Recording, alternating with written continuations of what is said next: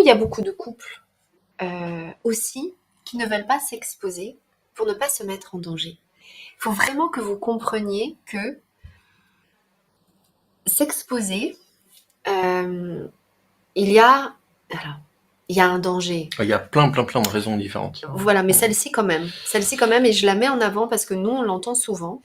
On ne veut pas mettre son couple en avant parce que on peut avoir peur des énergies, on va dire, plus subtiles. On peut avoir peur du qu'en dira-t-on. Et puis, alors, Ou familiale, ou ou- professionnelle. Enfin voilà, il y a exactement, plein de raisons qui font que les personnes ne communiquent pas. et exactement.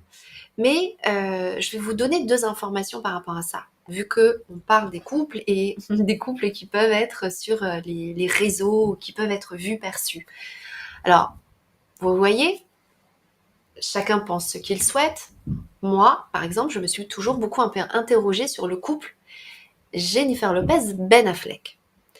Donc, vous n'êtes peut-être pas sans savoir, vu qu'on en parle énormément. J'ai même envie de dire, on a parlé autant de ça que des Jeux Olympiques, de la fameuse séparation, divorce de ce couple.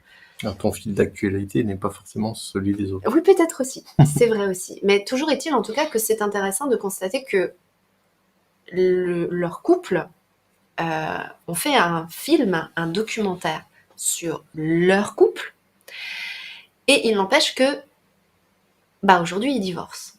Donc je suis pas en train de faire un lien de cause à effet parce qu'il y a certainement plein de paramètres à prendre en compte. Je ne sais pas d'abord s'ils sont vraiment un couple de flammes jumelles, je ne sais pas s'ils rentrent dans ce process-là, mais toujours est-il que c'est intéressant de constater que une star qui a donc des millions de vues, qui a exposé son couple, son intimité, eh bien aujourd'hui, elle a voilà une séparation avec son couple. Donc on peut comprendre qu'il puisse y avoir des protections par rapport à ça.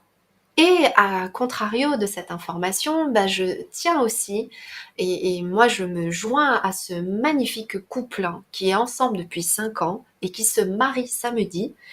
C'est l'ancienne princesse de Norvège qui se marie avec un chaman américain. Ils se marient samedi. Et donc, ça fait 5 ans qu'ils sont ensemble, ça fait 2 ans qu'ils sont en fiançailles. Eux, ils disent clairement qu'ils sont flammes jumelles. Ils parlent clairement aussi de leur processus. Et ils parlent aussi de toutes les difficultés qu'ils rencontrent, que ce soit au niveau subtil, au niveau public, au niveau politique. Donc, voilà comment on peut... je voulais vraiment vous donner deux exemples, quoi, pour que vous compreniez aussi pourquoi les couples ne parlent pas. Parce qu'on sent vraiment qu'il y a comme une mise à nu déjà, mais aussi une mise en danger d'exposer son couple, d'exposer son process. Si vous recherchez des couples que ça marche dans le temps, Visible, etc., oui. visibles, eh bien, il y en a, comme eux, par exemple. Voilà, donc c'était aussi pour attirer l'attention sur la lecture qu'il faut avoir des réseaux sociaux, euh, avec, avec voilà une distance peut-être par rapport à des posts ou à des cas très particuliers. Et d'ailleurs, ça n'empêche pas, et c'est aussi lié en fait ce que je vais amener là, c'est que ce qu'on observe nous avec ces milliers de cas qu'on a avec les personnes qu'on a échangées, les centaines de personnes que tu as aidées, ce que l'on voit, c'est que vraiment chaque couple est particulier en fait. Et on entend très souvent aussi que le réflexe, c'est d'essayer de voir si ce que l'on vit, c'est un peu pareil que chez l'autre. Si quand on est quand on est du côté de l'autre côté des réseaux sociaux, c'est-à-dire quand on utilise les réseaux sociaux pour se documenter, on essaye de voir si ce que l'on vit, c'est en rapport, c'est la même chose que pour les autres. Dans notre cas, c'est différent en fait. Nous, on a l'approche complètement inverse. C'est-à-dire que nous, on observe d'abord ce que l'on vit nous et on partage ce que l'on vit nous, enrichi de toutes les expériences que vous avez. Et du coup, ça rend quelque chose de très différent. Euh, et on n'a pas forcément cette démarche de se dire, je vais prendre l'exemple de Jennifer Lopez et Ben Affleck, on va pas avoir le réflexe de se dire, tiens, ils vivent ça comme ça, donc nous, Mmh. forcément, on va le vivre de la même manière. Il va nous arriver Mmh. la même chose. Oui, c'est vrai. Ou, voilà, on n'a pas cette Ouais, c'est vrai. démarche-là. Or, c'est une démarche qu'on observe Ouais. très souvent chez les personnes qui viennent vers nous. Ça veut pas dire que c'est une tare, un défaut ou quoi que ce soit. C'est à mon avis naturel en fait. C'est un fonctionnement naturel. Quand on se documente, on essaye de voir si ce que l'on vit, ça correspond à quelque chose de réel, de vécu par d'autres.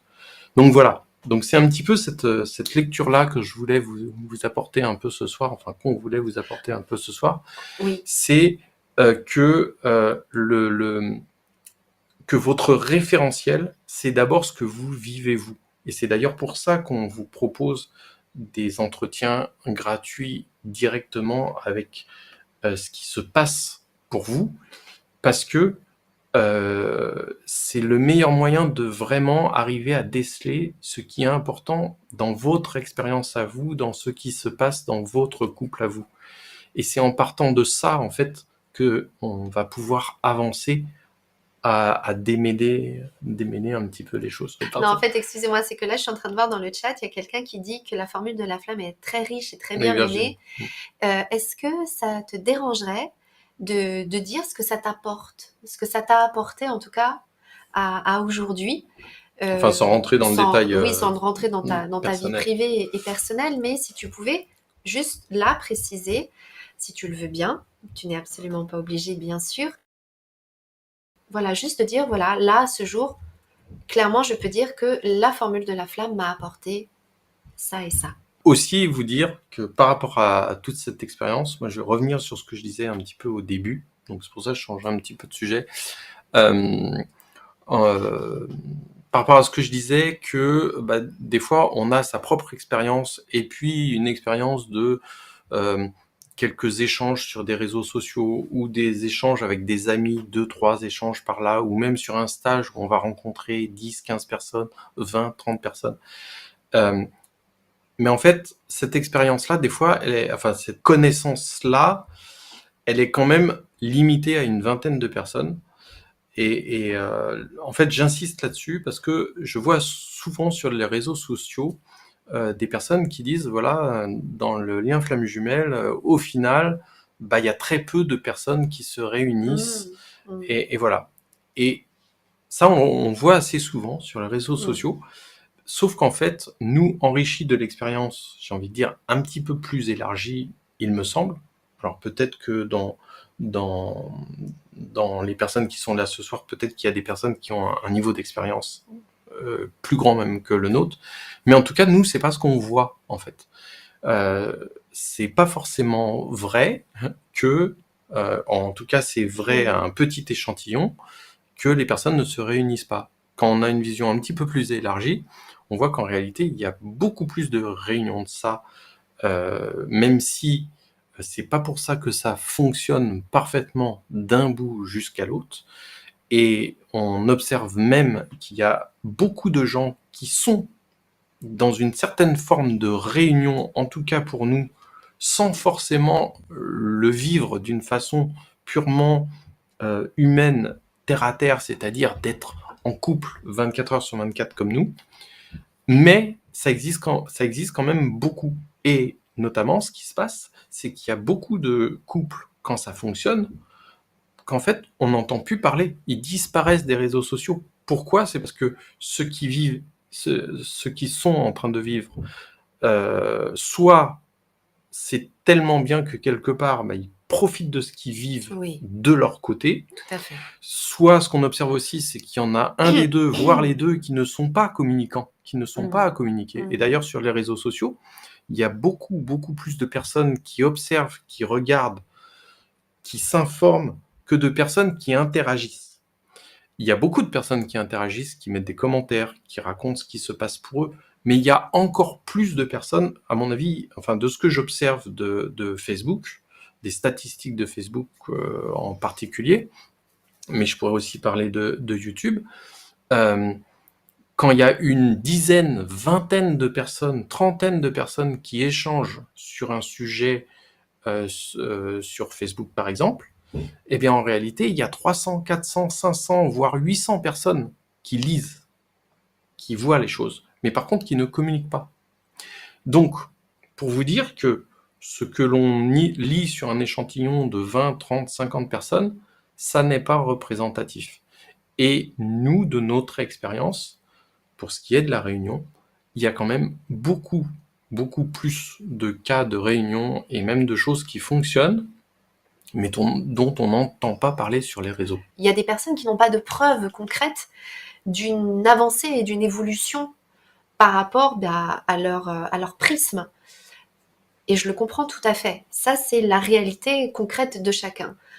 Nous, on partage juste notre réalité qui est que on a toutes les semaines, mais toutes les semaines, des personnes qui sont en réunion. Alors, qu'est-ce qu'on va appeler la réunion après? C'est ça aussi la question. Nous, la réunion, c'est vraiment deux personnes qui Vivre cet amour reconnu des deux des deux côtés, côtés, exactement. et pas forcément de dormir dans le même lit tous les soirs. Oui, non, c'est pas ça du Voilà. tout. C'est vraiment deux personnes qui ont conscience Même si la de majorité, c'est ça quand même. Mais mais en tout cas, qu'ils ont tous les deux conscience de, ça veut pas dire flamme jumelle, mais qu'ils ont tous les deux conscience qu'il se passe quelque chose de significatif et qui euh, essaient, les deux en tout cas, d'en faire quelque chose. Ça, pour moi, c'est vraiment la phase de réunion. Là où la phase de pré-réunion, c'est aussi des personnes où il y en a une des deux qui est au courant, consciente qu'il va se passer quelque chose d'un petit peu particulier dans cette relation.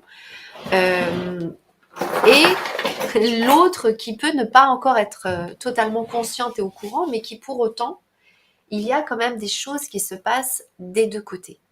Dans les choses qui sont vraiment aujourd'hui vraiment établies pour nous, on a une vision plus ou moins générale en effet de ce qu'est le process. Et l'information qu'on voulait vraiment vous apporter aujourd'hui, c'est que toutes les personnes qu'on rencontre, elles se retrouvent à un endroit des 3 points que je viens de dire. C'est-à-dire que soit vous êtes dans votre processus individuel, donc votre processus de développement, dans votre processus intérieur, d'accord, qui va vous demander de dépasser des blessures, de dépasser des blocages, de changer votre vie, d'aller dans votre vérité, d'aller dans qui vous êtes vraiment. Il y a rien sans rien dans la vie, vraiment. Donc ça, c'est le premier gros sujet, c'est il y en a qui vont être dans leur processus intérieur. Il y en a d'autres qui vont être dans le sujet de l'amour. Et là, Jean-Baptiste en a parlé là très longuement.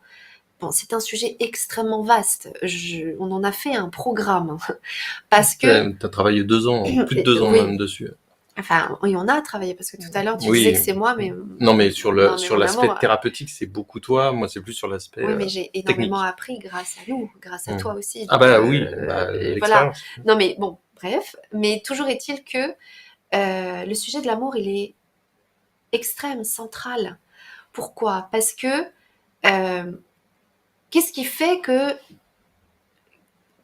Quel est le plus grand booster de la vie? Qu'est-ce qui fait qu'on va se dépasser? Qu'est-ce qui fait qu'on peut dépasser des montagnes? Je ne sais pas vous, mais moi je crois qu'il n'y a rien de plus puissant que l'amour. Quand on aime quelqu'un, euh, on peut être vraiment capable de dépasser ses peurs, de dépasser des choses vraiment très profondes et très limitantes. Voilà pourquoi le sujet de l'amour est gigantesque, central, et que nous avons tout un tas de peurs, tout un tas de carcans qui nous coupent, qui nous limitent, qui nous réduit cette énergie extrêmement puissante de l'amour. On a des perceptions de l'amour, on a des croyances de l'amour, on a des blocages de l'amour. L'amour, c'est aussi un énorme sujet. Et il y a des personnes qui sont dans ce processus, mais qui sont en train de vivre le processus de l'amour. C'est-à-dire, qu'est-ce qui me bloque en amour? Qu'est-ce qui fait que je ne suis pas entièrement dans l'amour? qu'est-ce qui est faux dans l'amour, que je crois que c'est ça l'amour, alors qu'en fait, c'est pas du tout ça l'amour. Donc, le sujet de l'amour, pareil, c'est un énorme sujet. Qu'est-ce que c'est toutes les stratégies d'amour que je peux être euh, capable de mettre en place, mais que je suis aussi capable d'accepter et qui n'est en fait pas du tout de l'amour. Quand on est dans l'amour, c'est bien souvent là où on va rencontrer des personnes qu'on va appeler âmes sœurs, peu importe, qu'on va aussi appeler peut-être PN, peu importe, pervers narcissique, peu importe, mais qui sont généralement là pour nous dire ça c'est l'amour, ça c'est pas de l'amour. Gros sujet l'amour. Et puis il y en a d'autres où ça va être la relation. Parce que la relation c'est pareil, nous avons tout un passif où on croit que la relation d'amour c'est quelque chose.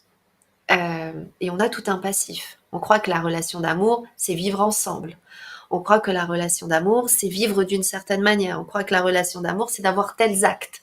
On croit que la relation d'amour, alors qu'en fait, tout ça, ce sont des vieux schémas, des vieux patterns, et que la relation alignée à l'amour, alignée à tout ce que le processus individuel apporte, eh bien, n'est peut-être pas la relation que l'on croit. Et donc, ça demande en effet de nettoyer un petit peu tout ça pour pouvoir vraiment révéler qu'est-ce que le duo, la dyade, le couple, qu'est-ce qui se passe vraiment entre deux êtres qui sont unis par un amour flamboyant et qui sont prêts à dire oui à cet amour. Parce que là aussi, moi, je vois vraiment tout le temps des personnes, et on allait en parler, on peut en parler là, quoi. Dans le groupe Facebook, il y a eu un post que j'ai trouvé mais tellement intéressant. C'était quelqu'un qui disait que comment vous faites pour ne pas avoir peur de votre autre ou Oui, oui, oui. c'était comment Alors, la formulation? Je pars peut-être dans tous les sens là. c'est surtout qu'il y a eu pas mal de réactions et je Ah, voudrais parler un petit peu du chat. ouais, d'accord. Je finis juste vraiment sur ces 3 Donc, points, mais il y a une vidéo en tout cas qui va vous expliquer tout ça qui va arriver. Mais demandez-vous là où vous vous retrouvez. Est-ce que vous êtes dans la relation?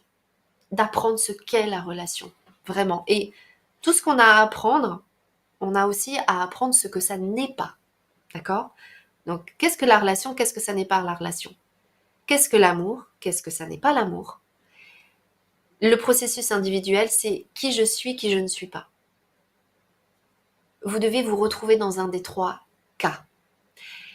Et si vous êtes dans un des 3 cas, c'est qu'en effet, vous êtes dans le processus et qui vous amène à éclairer tout ça. alors déjà, remercier les 3 Virginie, parce que la formule de la flamme, t'as Virginie, Virginie et Virginie qui en parlent. Ah, je voudrais bien lire ce qu'elles Virginie disent. R, Virginie O et Virginie W qui sont Ah là oui, Virginie. au pluriel, Oui, les oui, Virginie. oui. Donc Ah, merci aux Virginie pour les explications ou les détails que vous mettez dans le chat. Je voulais revenir juste sur une question qui m'interpelle. Quand est-ce qu'il faut accepter que l'autre tourne définitivement la page? En réalité, de mon expérience personnelle, et je commence par là, et je vais parler de l'expérience des autres. De mon expérience personnelle, c'est quelque chose, j'ai mis 4 ans à accepter cela. Et pour répondre à cette question-là, quand est-ce qu'il faut accepter que l'autre tourne définitivement la page? Il faudrait pouvoir l'accepter tout de suite. Il faudrait pouvoir, c'est le but, c'est le but à arriver, d'accepter que l'autre, peut-être ne vous aime pas, ne veut pas d'une relation avec vous, etc. la relation. Moi, ça a été très important d'accepter cela. Ça a été vraiment libérateur. Pourquoi je dis que c'est le but? C'est parce que c'est très libérateur de souffrance. Et là, je vais parler des autres, des personnes qu'on peut accompagner, qu'on accompagne. C'est notamment ce que l'on cherche à faire, d'arriver à ce que les personnes arrivent à se détacher de cela, à se libérer de cela, pour ne plus souffrir. Mais une fois qu'on souffre plus, ça veut pas dire que le processus est terminé. Ça veut dire que derrière, on continue à grandir sur le plan de l'amour, sur le plan de la spiritualité, sur le plan personnel, sur le plan de sa vie, pour être prêt au moment où la personne revient. Et c'est ce qui s'est passé pour moi. C'est-à-dire que j'ai mis 4 ans à accepter que Elisabeth ne veuille absolument pas entendre parler de moi, vraiment l'accepter, avec amour, à développer l'amour, etc. Et 20 ans après, d'un coup de baguette magique, alors que c'était complètement foutu, enfin voilà, il y avait aucune raison en fait que ça change. Et vraiment d'un coup de baguette magique, tout s'est inversé. Donc, il faudrait pouvoir l'accepter tout de suite, mais c'est aussi un travail en fait. J'ai envie de dire, c'est peut-être le premier travail qui commence, excuse-moi, hein, chérie, Non, mais je t'en prie, qui commence effectivement par ces histoires de blessures, de travail sur les blessures pour ne plus être dans ces histoires de dépendance vis-à-vis de ce que l'autre éprouve pour soi. Je ne sais pas si j'ai été précis. Et là, Jean-Baptiste a travaillé la relation, parce que le sujet de la relation, c'est aussi ça. Pourquoi est-ce que c'est si important d'accepter que l'autre puisse continuer sa vie? Alors, on peut rentrer dans les croyances là. Ça veut pas dire, excuse-moi, je te coupe. Non, je t'en prie. Ça veut en aucun cas dire ne plus l'aimer. J'apporte cette précision-là parce qu'en fait, elle est extrêmement importante. Accepter que l'autre ait à vivre ce qu'il a à vivre, ça n'est pas ne plus l'aimer. Au contraire, c'est peut-être même mieux l'aimer en réalité. En fait, il y a vraiment les deux enseignements. Parce que, donc là, je disais, le sujet de la relation, n'oubliez pas, la relation, l'amour, le processus individuel. Dans la relation d'amour, c'est un apprentissage que d'arriver à accepter la pleine liberté de l'autre, le plein engagement de l'autre, la pleine responsabilité de la vie de l'autre. Et ça fait vraiment partie des enseignements de la relation. Là où également, Jean-Baptiste a eu à apprendre l'amour. Et l'amour, c'est pas de se forcer à aimer l'autre, c'est d'accepter que l'amour soit là, naturellement, ou qu'il ne soit pas là, naturellement. Et ça, c'est tous les enseignements, tout le sujet de l'amour. Mais vous voyez, si j'en reviens au niveau du couple, ça fait partie des choses que l'on a à apprendre. Pourquoi? Parce que aimer quelqu'un, et là, j'ai pas envie de rentrer dans des choses aussi fermées et aussi directives, quoi, parce que c'est comme si, je vous dis, l'amour c'est ça et c'est pas ça, et je vous avoue que c'est pas comme ça que j'aime partager les choses. Mais je vous invite à regarder dans votre fort intérieur. Est-ce que aimer quelqu'un, ça veut dire vouloir qu'il soit là de la façon qu'on veut? Est-ce que c'est ça l'amour? Est-ce que vous voulez que ce soit ça l'amour pour vous? Est-ce que vous voulez que ce soit ça la relation que vous voulez vivre? Ça peut être oui, ça peut être non. Mais dans la relation, pour pouvoir vivre un amour extrêmement puissant, il ne peut pas être enfermé, attaché dans des choses qui vont le limiter. Et pour pouvoir être dans un amour illimité, eh bien, il y a des endroits qui ont besoin que ça se pousse, quoi. Et donc, tous ces endroits-là de la relation où on voudrait que l'autre soit d'une certaine façon, où on voudrait que la relation soit d'une certaine façon, où on voudrait que l'autre soit là, quelles que soient les raisons intérieures qui peuvent être tout à fait justifiées. Je vous invite vraiment à regarder si vous arrivez vraiment à sentir que c'est de l'amour et que c'est comme ça que vous voulez relationner cet amour. Comme une personne le dit dans le chat, la difficulté, c'est surtout le silence. Alors, en fait, la difficulté, c'est le silence, mais justement parce que ça renvoie à une blessure ou à quelque chose qui vient vous toucher. Alors oui, très souvent, c'est vraiment plus désagréable. On est tous d'accord là-dessus. Le silence, c'est très violent. Mais il faut regarder en fait ce que ça vient toucher, ce silence. Qu'est-ce qui fait que c'est violent? À quoi ça nous ramène? Voilà. C'est ce qui va orienter vers le travail qu'il y a à faire en fait derrière. Et du coup, donc ça c'est quand on n'est pas en relation, voilà, ou qu'on est dans les phases de silence, mais quand on est en contact, ça va être d'autres choses qui vont venir heurter, qui vont voilà. Et donc il va falloir s'intéresser à ces choses qui vous sont propres à chacune. Et je le redis, hein, chaque lien vraiment est très différent en réalité. Parce que les endroits où vous êtes sont très différents. Les endroits, les Excuse-moi. expériences, enfin les vies, Oui. enfin tout un tas de choses qui Mm. sont très différentes. Les missions d'âme sont différentes. Enfin, Tout est complètement tout est différent. complètement différent. Bref. Mais par contre, à chaque fois que ça va vous renvoyer justement à quelque chose, eh ben, nous, c'est là où on détecte, et c'est ce qu'on a fait pour nous-mêmes, et c'est ce qu'on fait aussi pour vous, c'est là où on détecte, là où on va pouvoir avancer, pour ne plus être dans ces zones de souffrance, pour être libéré, et le fameux effet que ça produit sur le lien, c'est que derrière, quand on libère quelque chose, ça libère quelque chose sur le lien. Et ça allège le lien et ça renforce la possibilité, ou en tout cas le cheminement vers le fait qu'on arrive à ressouder les deux, à refusionner les deux, pour réutiliser les termes. Mais voilà. Est-ce que tu as vu une question? Oui, non, j'ai vu un commentaire. Ouais, si, c'est où?